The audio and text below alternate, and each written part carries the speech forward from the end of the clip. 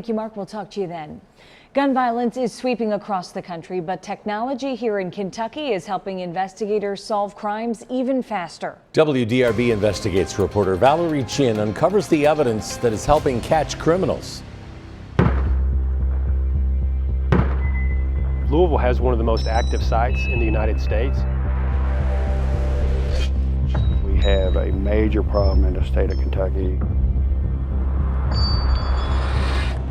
Confiscated guns.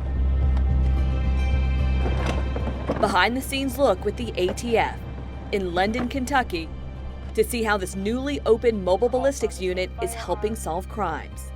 The NIBIN system is designed to link violent crimes to link shooting events, and so that informs investigators' decisions about which cases to work and which ones are solvable. NIBIN is the ATF's National Integrated Ballistic Information Network. Here, the Laurel County Sheriff's Office is cutting open boxes of guns used in drug crimes just in the month of May. And deputies are firing each weapon. Fire in the hole! These test fires and shell casings collected at crime scenes are then entered into the system using this machine. Jennifer Hopkins is a senior intelligence analyst with Appalachia HIDTA. That organization focuses on high-intensity drug trafficking areas and serves these counties in darker blue, including Jefferson, Nelson, and many in southeastern Kentucky. Drugs and guns go hand in hand. Every day, ATF agents and LMPD use NIBIN to guide their investigations. We see success stories every week. Inside this mobile unit, Hopkins is analyzing the evidence. When a gun fires a round of ammunition, it leaves a unique marking on the shell casing, similar to a fingerprint. This right here is the drag mark.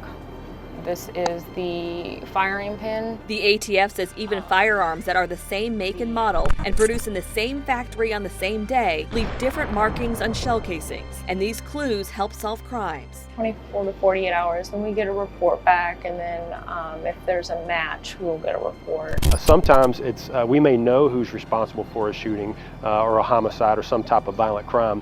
It's another thing sometimes to prove that. A NIBIN can still give us a tremendous amount of valuable information to make sure that we know who's responsible.